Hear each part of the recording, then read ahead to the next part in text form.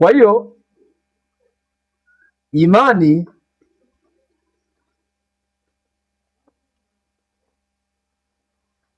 ndio funguo ya kupata neema.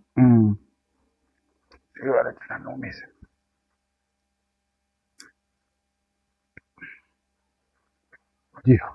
Imani ndo ufunguo wa kupata neema, sawa? Imani ndo funguo ya kupata nini? Neema. Sasa tunakwenda kuongelea kuhusu sasa neema. Tumeshatoka kuongelea nini? Imani, sawa? Ambaye asema hivi ananurudia asema kwamba ambaye kwa yeye tumepata kwa njia ya imani kuifikia neema hii. Kwa njia ya imani utaifikia nini? Neema. Sikiliza, mnisikie? Kwa hiyo sasa neema ya Mungu iko kwa watu wenye imani. The grace of God is only for those who have faith. Neema ya Mungu sio ya kwa kila mtu. Hata neema ya wokovu sio kwa kila mtu. Si ndio? Neema ya Mungu ni kwa yule mwenye imani tu. Kwa hiyo kama huna imani huwezi pata neema. It is possible. It is impossible.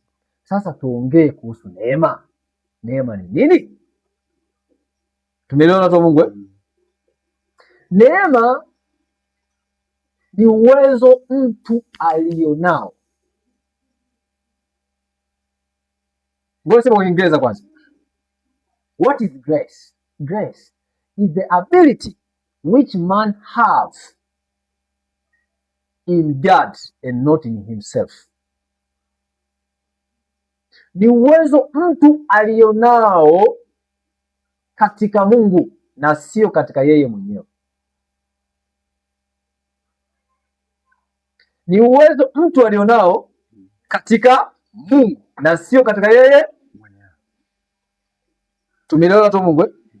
Ni uwezo ambao uko nao wewe katika Mungu, sio uwezo katika wewe mwenyewe. Umeelewa? Sawa sawa. Ni uwezo ulionao katika nani? Mungu. Katika Mungu. Kwa maana kama una mahusiano na Mungu, haiwezekani ukapata neema. Unaelewa? Kwa sababu ni uwezo ulionao katika Mungu. Ngoja kuuliza swali langu moja.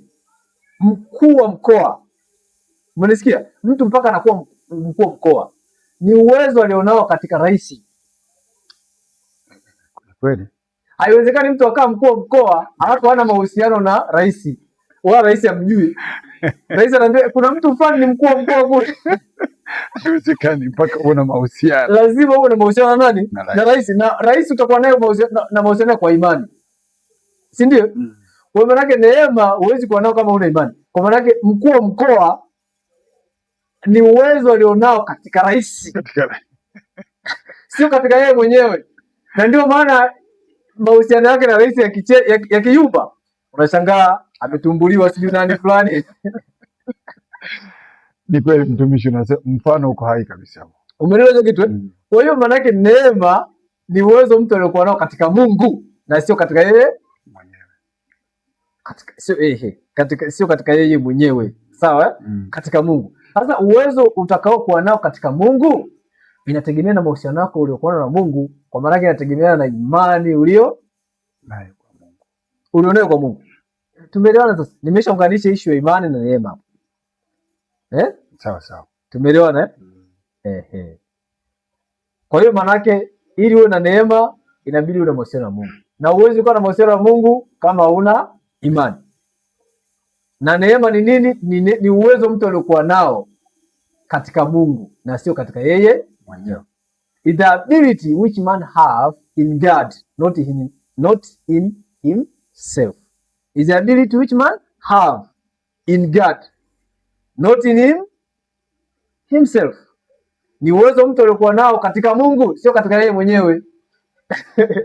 Yaani uwezo ambao uko nao katika Mungu tu, ila sio katika wewe mwenyewe. Sasa mimi nawaambia watu waje niwasaidie shida zao. Ndio tunaingia sasa kwenye kuombea watu sasa. Baada ya kumaliza neno la Mungu. Nadhani kila mtu ameshaelewa neno la Mungu. Ni dakika chache lakini neno la Mungu ni kweli. La nguvu. Kweli. Tumeelewa hicho kitu kabisa. Dakika chache lakini neno la Mungu la nguvu. Umeshaelewa kuhusu imani na neema. Sawa. Sasa hii inafundisha neno la Mungu lote, usione mimi ni mganga. Mimi sio mganga. Ni mtumishi wa Mungu. Uwezo niliokuwa nao sinao katika mimi. Ninao katika Mungu. Katika Mungu. Shika simu yako, nishamalizana na neno la Mungu. Umenisikia? Uwezo nilionao mimi ni uwezo ambao niko nao katika Mungu na sio katika mimi mwenyewe. Amina tu Mungu. Amen. Kwa maana mimi nasaidia watu kwa uwezo ambao niko nao. Lakini uwezo niliokuwa nao mimi siko nao katika mimi. Ninao katika Mungu. Unaenda mkuu wa mkoa akusaidie matatizo yako. Si ndio? Huo uwezo ameupata wapi? Katika rais. Tunaelewana sasa vizuri eh? Maana uwezo aliokuwa nao mkuu wa mkoa sio katika yeye mwenyewe, ni katika rais. Umetoka kwa rais. Lakini wewe unaenda mkuu wa mkoa, naomba nisaidie. Ni kama wote hapa umekuja ni maombi, si ndio? Mtumishi, naomba nisaidie. Umesikia? Uwezo nilionao mimi sinao katika mimi, ninao katika Mungu. Na level ya uwezo niliokuwa nao mimi ni level ya mahusiano yangu na Mungu niliokuwa nayo. Kwa hiyo kama sitaweza kutatua tatizo lako wewe kama mtumishi wa Mungu, haimaanishi watumishi wa Mungu wote duniani hataweza kutatua tatizo lako. Inawezekana kiwango cha mahusiano yangu na Mungu niliko nacho ni kidogo, na wewe unatakiwa uende kwa mtu mwenye kiwango cha mahusiano na Mungu makubwa. Inawezekana mimi mahusiano na rais nilionao ni madogo, mimi labda ni mwenyekiti wa kijiji. Wewe unatakiwa uende na mtu mwenye mahusiano na rais mwenye mahusiano makubwa na rais ambaye labda ni mkuu wa mkoa au mkuu wa wilaya. Inawezekana mimi ni ndogo nikashindwa kutatua tatizo lako kwa sababu inawezekana mimi ni mwenyekiti wa kijiji. Kwa sababu mwenyekiti wa kijiji naye ana mahusiano nani? Na rais, si ndio? Channel yote hiyo. Yuko na serikali, si ndio? Lakini yuko mbali. Yuko mbali. Si ndio? Kwa hiyo inawezekana mimi bwana ni mwenyekiti, labda tatizo lako nimeshindwa kukusaidia. Labda sijasema na ushindwa kukusaidia, sawa?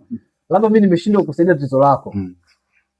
Haimaanishi kwamba watumishi wa Mungu wote hata kusaidia tatizo lako. Hapana.